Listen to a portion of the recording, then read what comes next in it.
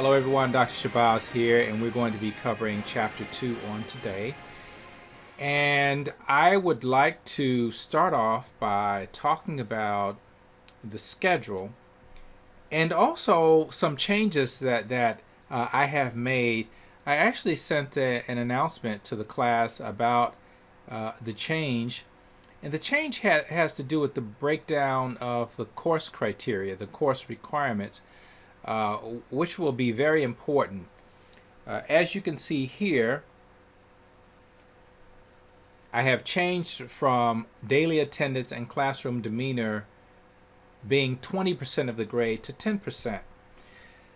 Reason being is that generally when we have in-person classes, it's a totally different environment.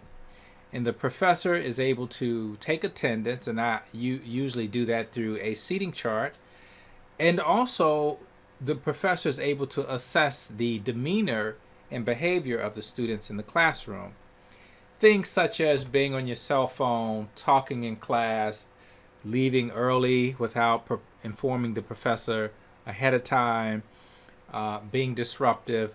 All of these things count toward your classroom demeanor. It just so happens in the virtual environment, things are totally different, and is not so easy to assess that, given that everybody's in a different environment. And so I have decided to make that 10% of the grade and include a discussion board segment.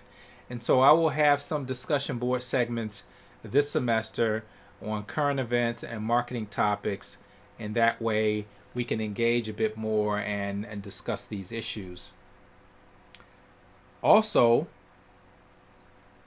I wanted to just let the class know that a week from today we will start our journal articles on the 15th, and it will be probably 10 to 12 people going, since we have about 45 people in the class. We will have 4 journal days, and these journal days will comprise of individual students going up and presenting articles on marketing topics. On the 15th, we will be discussing international marketing, so every student will have a different article. Now you'll notice on Canvas I put all of the people who are doing international marketing in a group, and that is only because of administrative purposes. I want to make sure that I highlight those that are going, because if I make the assignment for everybody, it's going to expect everybody to hand it in at the same time, and we're certainly going at different times of the semester. So I just put everybody in groups according to the journal topic that they're going in. These are not the groups for the project, so that's something totally different. And so that's where we're going. We will have this video that you will view, and then we will have a synchronous meeting on the 10th, and we will be dealing with the marketing environment. Very interesting topic. And then that next Tuesday we will deal with the first journal day. So saying that, I would like to begin talking about Chapter 2. Before I do that, I want to say a few things about this class and maybe some tips on how to prepare and excel as we move toward the first exam. The first 3 chapters we will be looking at for our exam. So if you look through the book, you'll notice that you have concepts that are in the bold text. So you can see them in the margins. You want to make sure you pay attention to those. I won't merely be testing on definitions, but I think it's a good practice to look at those definitions.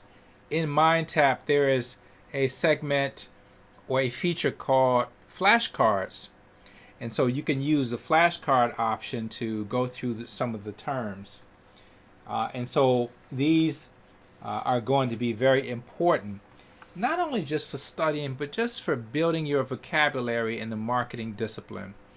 Every subject has a language, And those terms in the margins help you to understand that vocabulary so that while you're reading, your understanding is much smoother.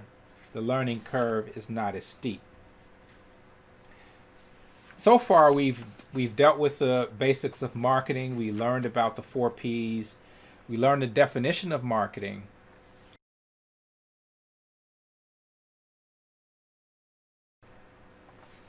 We understand target market. We'll talk more about that in Chapter 2, strategic planning, the marketing concept, the idea that you're going to provide products that satisfy customers' needs and wants. You have other orientations, including the market orientation, which is very important, an organization-wide commitment to researching and responding to customer needs. Customer relationship management is a concept that should be understood. Customer lifetime value. A lot of companies have labels and statuses associated with customers based on their value. You may notice when you go flying on an airplane, if you fly enough, they put you in a specific category. Whether you're a gold member or a gold star or silver, or they have you in these categories based upon really how much money you spend. That's what it boils down to. And how loyal you are as a customer. Okay, so that's what I'll say about Chapter 1, going over some of the basic topics. Chapter 2 is, in my view, a very interesting topic because it talks about this idea of strategic planning, and we've gone through some of it, and so I will kind of move toward the middle of the chapter, and so I will start here. Levels of strategic planning. Now, last time we talked about a mission statement, and we understand what a mission statement is. We understand that these are the long-term goals of an organization. The chapter actually defines it as a long-term view or vision of what the organization wants to become. So we were using FAMU as an example, and I showed you the strategic plan, and if you'll bear with me, I'll pull that up again, and we can kind of take a quick look. So this was the strategic plan that we were looking at. It contains a lot of data. It contains the vision of where FAMU wants to go and what they want to become. And at the end, it has, apart from all the other data that's on the inside, and it's basically a marketing brochure. It shows where FAMU is and where it is going in terms of its projections. And then at the end, they have more tables, more interesting tables, good information concerning the proposed programs. And there you can see SBI listed there. New degree programs. And then finally, more of these stats at the end. And so these documents are designed to inform stakeholders. And who are these stakeholders again? Well, obviously it's the students, it's the faculty and staff, also alumni are stakeholders, the people in the immediate neighborhood and the greater Tallahassee area are stakeholders in FAMU. Potential corporate partners are stakeholders, which includes recruiting companies and those that want to provide us with funding for equipment, for scholarships, etc. So there are lots of stakeholders, and certainly these documents help those who are interested in FAMU to have a better idea of the vision of the organization. Behind me, I have the mission statement that I have shown to the class as well. And in the chapter, they talk about when you look at a strategic plan, you have to ask yourself a couple of different things. And those things are in terms of your target market, who are our customers, and what are our core competencies. Those are two questions that you would ask. And I would also add, you might ask yourself, what business are you in? Now, if I asked you, what business is FAMU in? You may say higher education. And I would ask you, what does FAMU offer? What is the value proposition of FAMU? What does the institution offer? You may say, well, we offer X amount of degrees in baccalaureate, master's, and doctoral level, and also the professional degrees like pharmacy and law. And I would say, very good. But what does FAMU offer? What are they really offering?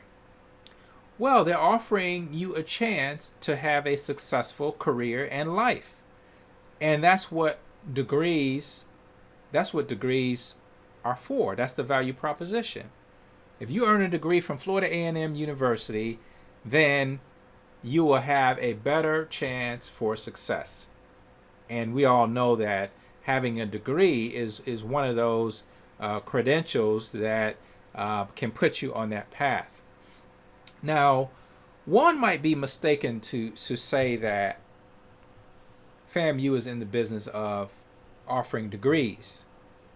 Again, that is not what FAMU does. FAMU offers an opportunity for a better lifestyle and for a student to put themselves in a better situation to make a contribution to society and, of course, their family. And so that's what the mission is all about.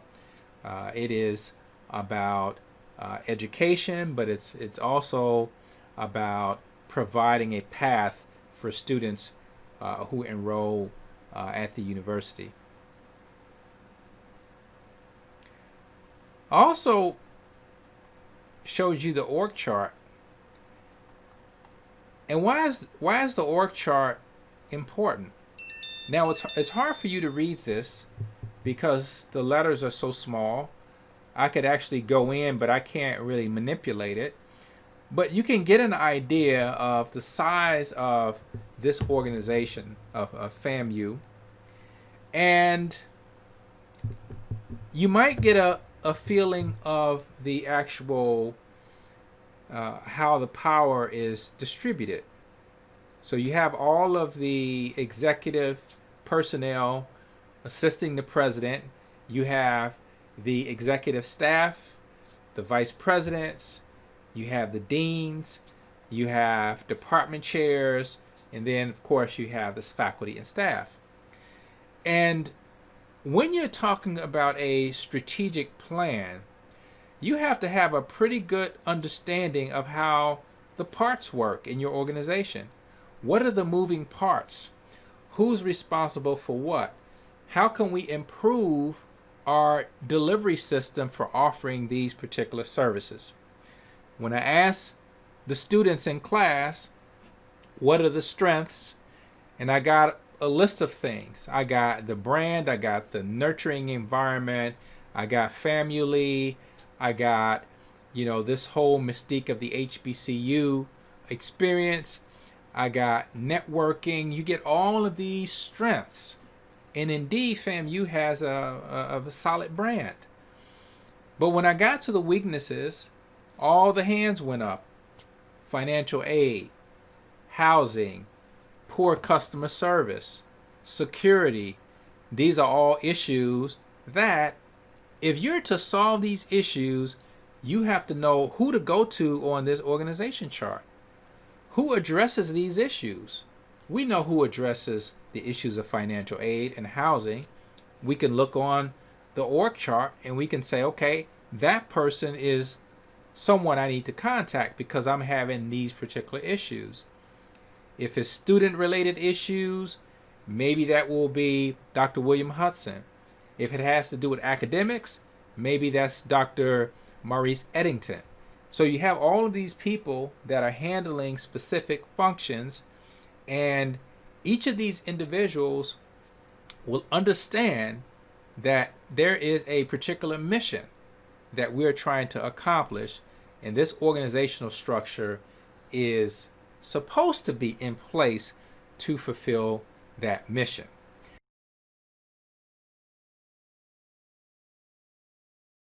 So if we go further and we begin talking about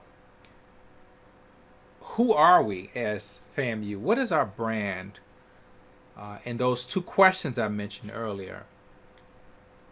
Who are our customers, and what are our core competencies? And of course, this is important because that is going to be key in establishing your team. So corporate identity becomes extremely important in terms of your charge going forward. Now, what is our identity as an organization? Well, one of the things I like to do is I like to use Google as a tool to just see what the brand is out there. And as you can see, you have a lot of different images of FAMU. And these are all associated with our institution. And it's very interesting to look at these because, of course, these are also time-stamped. You can get an idea of when these logos were popular because some of these are no longer used. In fact, there was a kind of a mandate that was sent around campus that only certain types of letterhead can be used in certain situations. The seal can only be used in certain situations, and all the other types of logos associated with FAMU had to have been used in an appropriate way. There was something that happened years ago somebody put up a video on YouTube, and these people were wearing FAMU paraphernalia, and they were engaged in all kinds of degrading activities. And so at that point, FAMU had to defend its brand because people were associating that video with the institution. I remember when I first got to FAMU, President Frederick Humphreys was on the stage at a faculty meeting, and I rose to the floor and I asked a question. Why is it that professors have so many different business cards? I wanted to really know that answer. Why? Because when you're talking about corporate identity, you want to make sure there is some consistency. When I first got to FAMU, and again, this was President Humphreys, and I was going around just new to the campus, and I was meeting a lot of people, and I was collecting business cards. So one evening I got home and I was looking at these business cards. Some were green, some were orange, some were gold lettering, some black lettering, some had the seal, some had snakes, some were white, some were cream color, some had the other symbols that were more associated with the school or entity within FAMU. There was just a wide variety of business cards out there. And so I asked the president, why are there so many business cards? Because again, it has to do with your corporate identity. And he says, oh, I usually allow each unit to choose their business card, which I'm thinking, wrong answer. Because as an institution, you have to have a consistent brand identity. Imagine you go to a conference, somebody gives you a business card for FAMU. That person takes that business card, looks at it. Hour later, they meet somebody else from FAMU. They get that card, they look at it, it's a totally different card. It just makes it seem a bit odd that you can have an organization and people in the same organization and they have completely different branding on their business card? And so obviously these things are very important when you begin to talk about what your identity is. And you can also go and I also like to look at what's happening currently with FAMU under news. And you hear the news that FAMU and Bethune-Cookman are on their way to the SWAC play. So that's a very interesting piece of news there. And of course, some of these are much earlier in the year, but it's always interesting to see how FAMU is being presented in the news. All right. Okay, so let's get back to this strategic planning and corporate strategy, which we have seen in the strategic plan of FAMU. Business unit strategy. Again, each school, we have 13 schools. Each will have their own strategy. They will have their own mission statement, their own strategic plan, their own business unit strategy. Each department under the school will have its own objective that it's trying to meet. And then you would have a mix of marketing mix. Each entity will have their own marketing plan. So now we get to strategy. We talk about strategy. And I might add that strategy is different from tactics.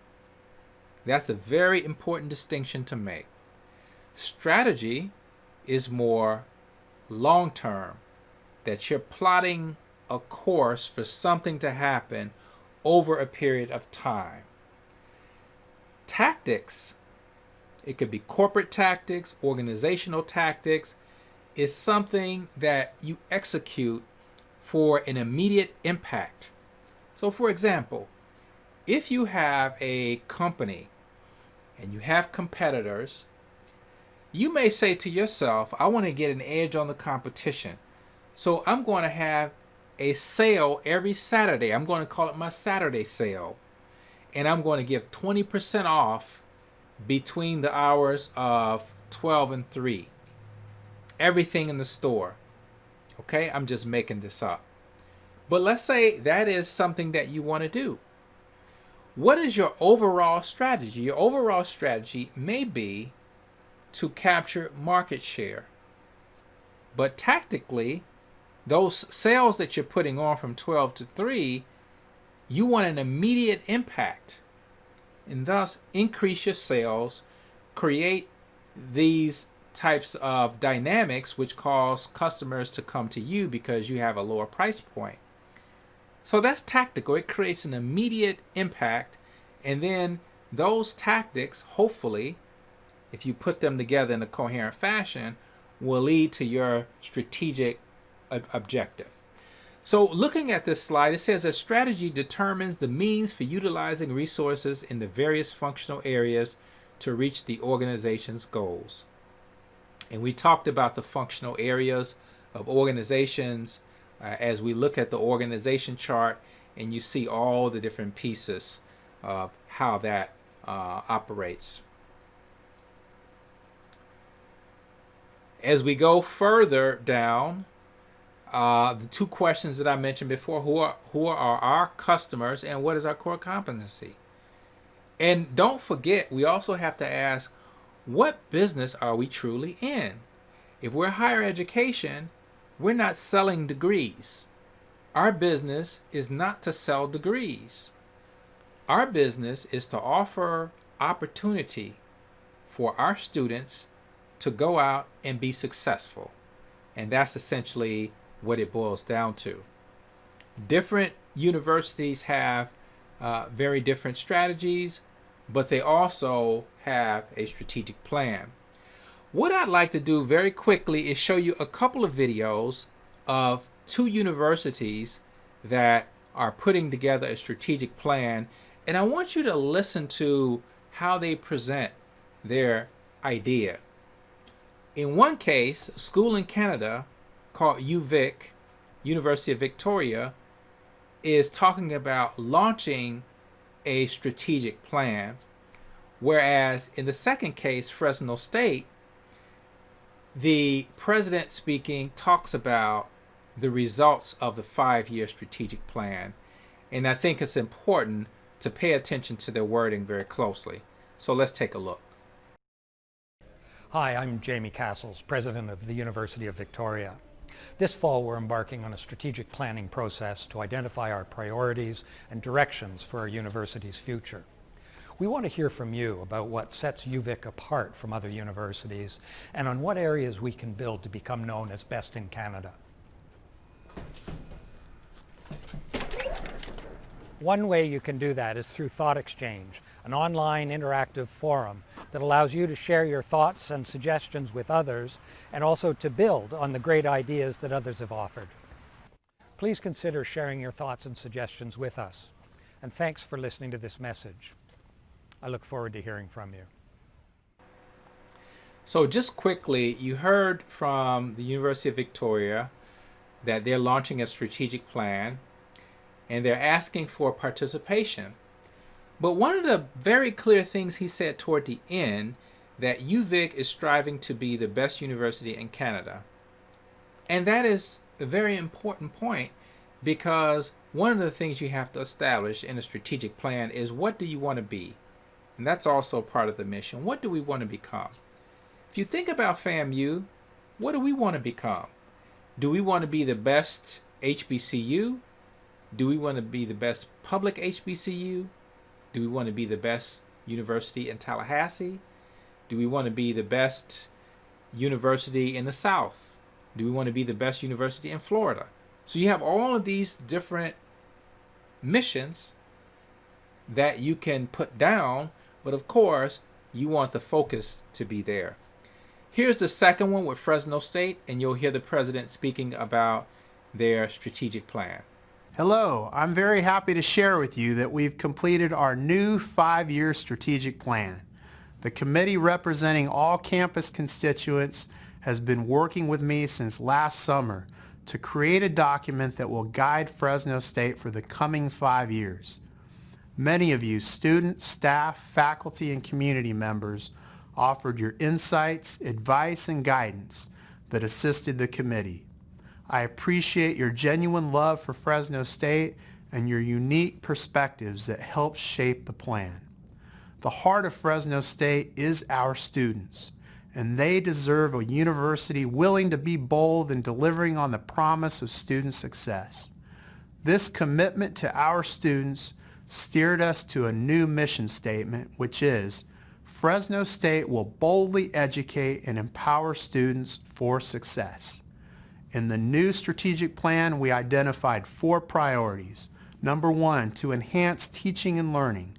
Number 2, invest in our faculty and staff.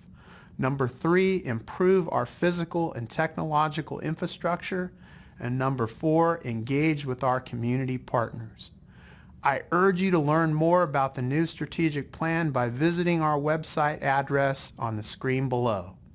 Again, thank you to everyone who participated in this crucial process to direct our university.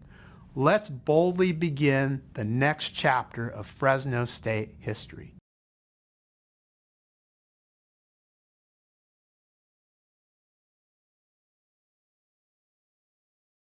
So one of the things that you'll notice is the mission statement. The mission statement was very short.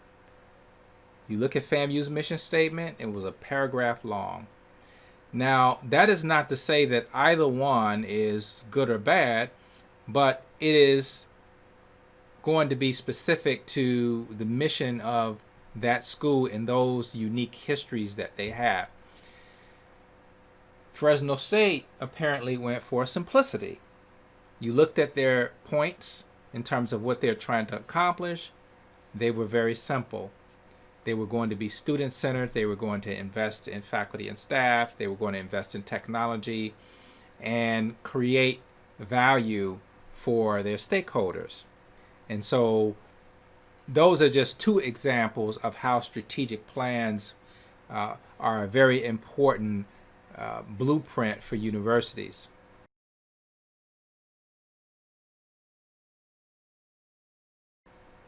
So if we go back to corporate strategies, corporate strategy planners are concerned with broad issues such as organizational structure, as we've seen with the org chart, competition, what do we want to become? Again, what does FAMU want to become in relation to other universities? Differentiation, meaning how is FAMU different? I asked you about the strengths, and you pointed to some differences that we have here that perhaps other schools do not have. Diversification, which essentially means our product offerings in terms of what types of programs are we offering. Now you notice in the strategic plan toward the end, they talked about new degrees that have been proposed. And so you want to look at that, because if you're a parent, or let's say you're looking to go to grad school at FAMU, or you are a stakeholder in terms of giving money to FAMU programs, then you want to look at the growth patterns in terms of where FAMU is going.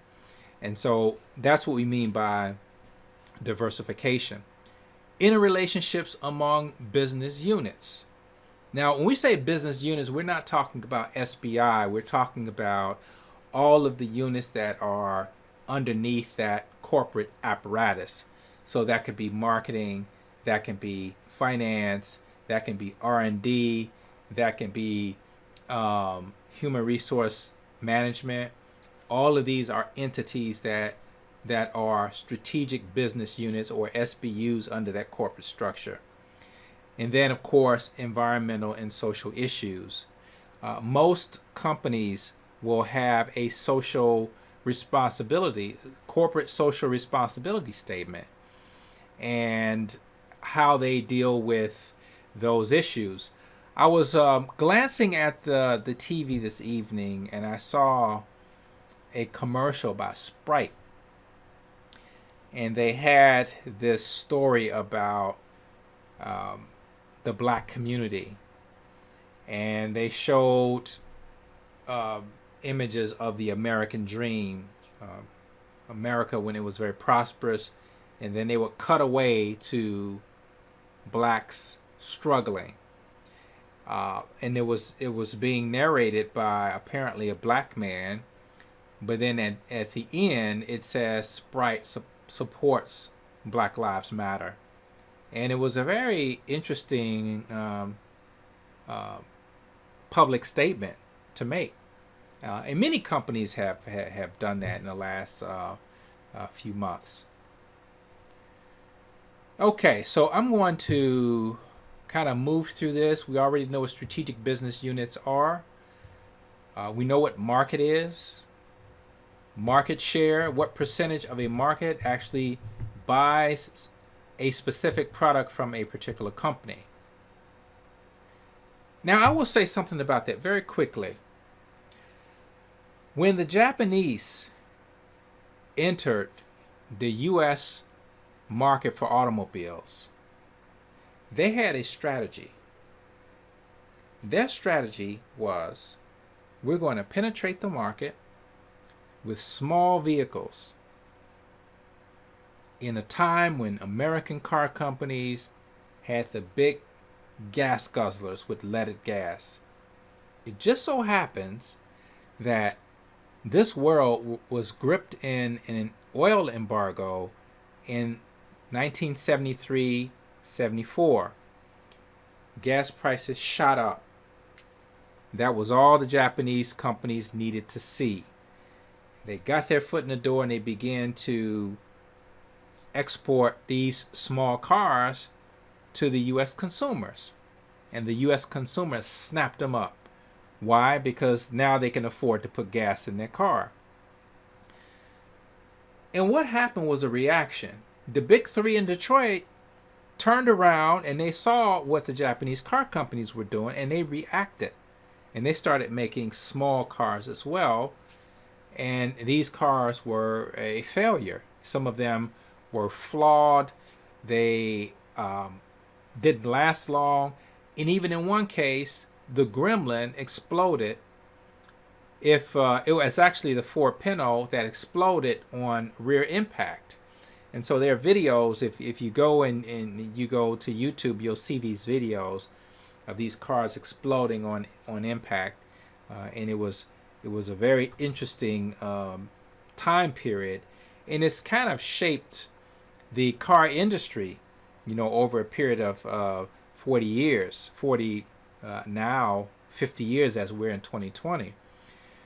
But my point was that the Japanese decided that they were going to not focus so much on profits. They were going after market share. We're trying to get our foot in the door, and then we're going to expand from there. We're going to expand our market share. And then after that, we'll recoup our costs. And then we will spin off luxury models, which is what happened.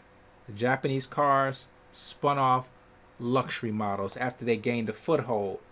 They sacrificed profits, got market share, improved the quality of their products, and then spun off luxury brands. So a Toyota had the Lexus. The Nissan, well, before that it was the Datsun, but later the Nissan had the Infiniti. The Honda had the Acura. So these were different, it was a different level. It was a luxury model of a car from each of those different brands. Almost such that it was a different car. Some people may not have known that a Lexus is a Toyota, or that an Acura is a Honda, or that an Infiniti is a Nissan. But that was a piece of brilliant strategic implementation by those Japanese car companies. And these car companies are very competitive and lead the market to this day. There's a lot of competition, but they're still market leaders. You get into these matrices, these models, and one is the Boston Consulting Group model. And here you're looking at assessing, you can look at it as assessing businesses. You can look at it as assessing maybe products that you have.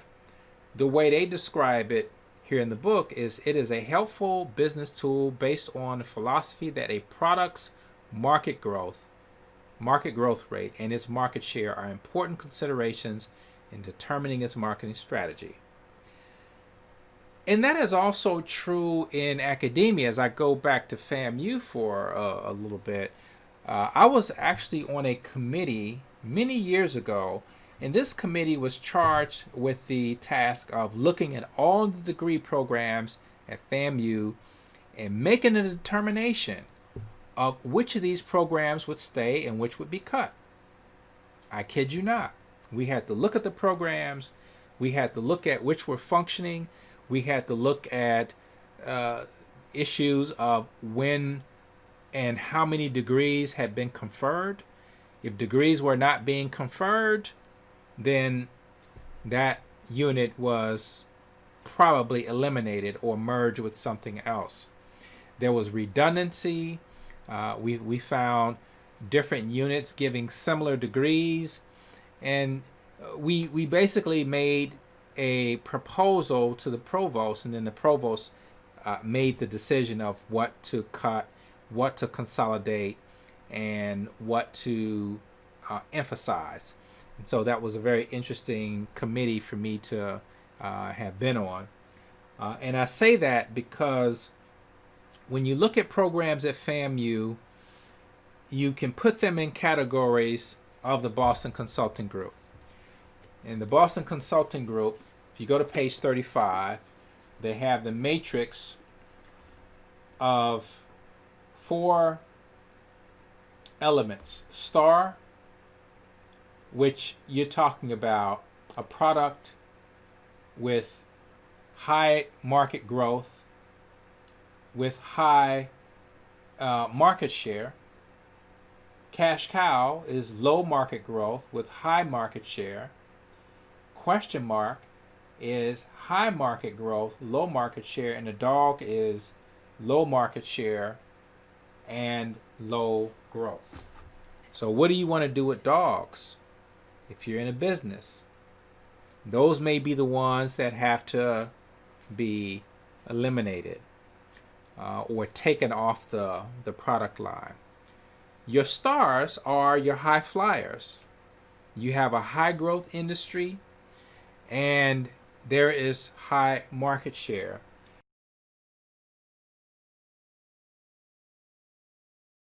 Now, of course, they give examples in the book in each of those categories. They mention Amazon products. Amazon is a very special case. Created by Jeff Bezos in 1994-95, he started out as an online bookstore, and he touted being the largest bookstore in the world. And I remember Amazon very well because I remember them being the largest bookstore. And I was sitting back wondering what was going to happen to Borders, what was going to happen to Books A Million, what was going to happen to Barnes & Noble. Sure enough, I found out. As those companies struggled to meet the surge of Amazon, it just so happened that Amazon began to lose its way, and as it gained revenue, it was still losing money for 10 years, but as it gained market share, it sacrificed profits, just like I mentioned before, sacrificed profits and gained market share and gained a footprint and a brand. And when they came, when they began to mature as a company, they began to diversify. So they got into different businesses, and they continued to lose money and got away from their core competency. And so at that point, they retrenched, and then they went back to books, and they finally, after 10 years, turned a profit. And then after they turned a profit, they started to expand more and more and more. And now they're into everything. They bought Whole Foods. They have the line of intelligence devices with Alexa and those family of products. They're in a lot of other types of businesses. And so that is considered one of those stars. You have cash cows, dominant share of the market, but low prospects of growth or for growth. So you look at companies that used to be high flyers like Microsoft. Now Microsoft still has a dominant share, let's say in software development, but it's very low prospects for growth. They're there, and they have a dominant market share in, let's say, Windows operating system, but the growth is slow. You have other competitors, but it still plays a dominant role in the industry. Then you have question marks, have a small share of a growing market and generally require large amount of cash to build market share. And you have a lot of companies that unfortunately are in a situation where they're spending a lot of money to keep up. They mentioned Google Home, and to my disappointment, because I have Google products here, I have Google Home devices, and it is a kind of a competition between the Google platform and the Amazon platform, frankly. And they list Google Home as being a question mark. A small share of a growing market in terms of these intelligence devices. And certainly with the acquiring of Nest products, now Google is trying to strengthen their position. They're trying to diversify into other types of businesses that are associated with their intelligence devices. Here's the matrix, the growth share matrix developed by the Boston Consulting Group. I had a professor who taught us the Boston Consulting Group model, and he wasn't a fan of it. Now, he had to teach it, but he wasn't a fan, and he told us he wasn't a fan. I guess he didn't like how it appeared to be simplistic, because sometimes companies don't fall into neat categories, and so he took issue with that. And we kept that in the back of our mind, but of course this is a model, and you have to learn all the models. You learn the models so that if it comes time to debate the models, then you at least know the theories.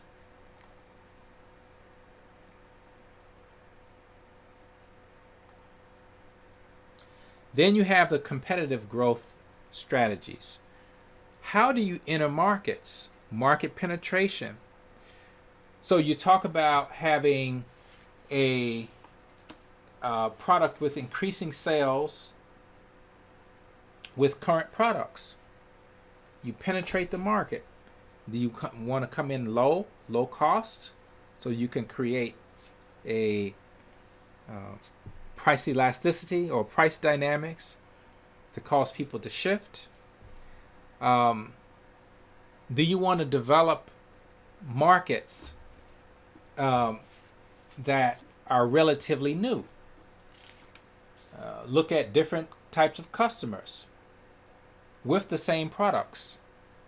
They give an example here, an example that I actually like to use in my class of Arm & Hammer products.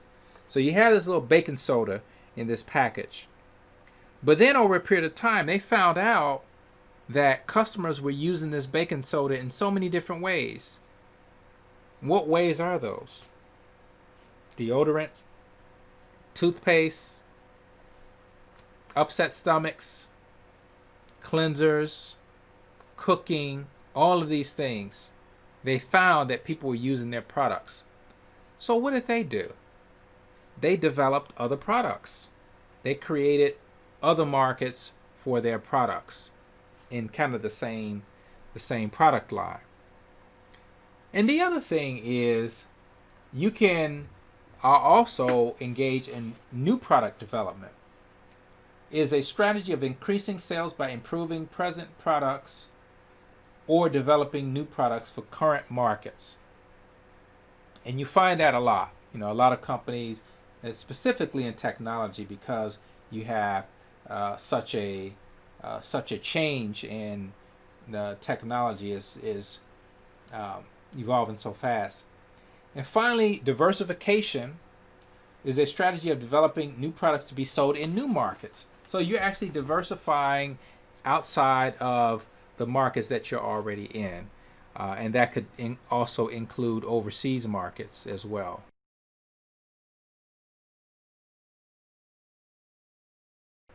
We already know about the SWOT analysis. We've discussed it quite a bit. We understand it. But it is a very, very important aspect of assessing an organization or an entity to ensure that they have enough to meet their market, their objectives. Now, in your case, when you do your self-branding, the SWOT analysis that you are doing is of yourself. So you'll look at your strengths, weaknesses, opportunities, and your threats. Your threats to your mission. And your mission is a career objective. First mover advantage. First and late mover advantage. Another important concept. First mover advantage is something that I learned when I was in graduate school. I was not a business undergraduate major. And I want to just show you something very quickly in Harvard Business Review. This is an article that was done in 2005, and it talked about the half-truth of first mover advantage. And so they're saying, okay, you have the first mover advantage, and it was said that those who get into the market first have an intractable advantage. They have a tangible, a palpable advantage. And this article says, well, that's half the story, because it really depends. It depends on the market you're in. It depends on the industry. It depends on what you're trying to do. It depends on the cycle of your industry, the business cycle of your industry. So it talks about first mover advantage, and that early on it was a concept that you had an insuperable head start. But of course, the book also talks about the late mover advantage, which means that when you come in the market later, you get a chance to capitalize off of the mistakes of the first mover advantage. So there are pros and cons of coming in first, pros and cons of coming in much later. Again, you have definitions. Here it says that first mover advantage refers to the first significant company to move into a market. Not merely the first company, but the one who has a significant presence. So that is also important to note. And here there's 4-week MBA talks about first mover advantage and why it's a myth. And it says when the last mover takes all. So that's also a very, very interesting counter to first mover advantage. And again, some of the advantages of being a first mover advantage are disadvantages of being a later mover advantages, and vice versa. If you're an entrepreneur and you have a business, you have to select a target market. You can't just say, I want to market to everybody. I want to sell as many as possible. And you may do that, but when it comes to marketing, you want to select a target market because you want to be focused. And focus helps you to be more efficient in your spending of resources, and not only in terms of money and personnel, but also of time. Because you want to have a very precise target, because that will allow you that marketing concept that we talked about earlier. Say, for example, selling fruit drinks. You go and you buy some data from a research company, and it says that the largest consumer of fruit drinks in the United States are ages 25 to 34. You get that data and you say, okay, based upon that data and what I am selling, I am going to set my marketing to target this particular demographic group, because it makes sense. If those are the largest consumers, that is indeed who you would target. Planning your marketing strategy, motivating your personnel, getting them on that same message in terms of what is it that we stand for as a business, as an institution, as an organization, communicating effectively to your audience, employing good coordination efforts, making sure everybody is on the same page, and not having different business cards. As I mentioned earlier, that FAMU, we had 200 different business cards floating around, and you wanted to coordinate that brand so people don't have confusion as to what you're trying to present. And then setting reasonable and attainable timetables for activity completion. And then you have to finally analyze the performance of your marketing activities. Once you have all that in place, you have to find out, is it working? Are those ads on Facebook really working? Is what we're doing on social media, Snapchat, Instagram, working? Maybe we need to tweet more. Maybe we need to do our tweets a little differently. So you would analyze that performance, and then the process would repeat itself with different, whatever products that you're positioning. So that's going to do it. We're at the hour mark, and I am going to close out with Chapter 2. Now, Chapter 2 is relatively straightforward. But at the end, there's a very important section which deals with creating a marketing plan. And I'll just show you quickly when it talks about the components of a marketing plan. So when you have a business, you will do a business plan. That's an overarching analysis of your entire business, and you would give that to your investors or people who you want support from. Your marketing plan is a piece of the business plan, and it would talk about how you're going to roll out your initiatives in marketing. Your executive summary is a sales letter, 1 to 2 pages, and it is going to give an outline of the entire marketing plan. But more important is to sell the idea to the person reading it so that they can read the rest of the plan. And then you have environmental analysis, or analysis of that environment. It can be political, economic, social, and technological. A lot of different variables impact a company's environment. There's your SWOT analysis, marketing objectives, marketing strategies, marketing implementation, performance evaluation. These are all things that we saw in previous slides. So that's all I have for chapter 2, and that's it for chapter 2. So we're going to move to chapter 3 on Thursday. And there's going to be a short assignment after this video, and so you'll have some time to complete it. And I would hope that you're getting settled. Again, Cengage Unlimited, I'm going to start rolling out some assignments, and so you want to make sure that you're prepared. Hopefully you've gotten something out of this.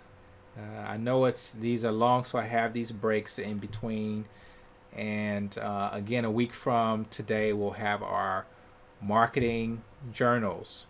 And so it will be your turn to talk a bit and share with us your readings on international marketing. And so we're not going to be in class on today. You're just to view the video, do the exercise, and then I will see you on Thursday. Take care.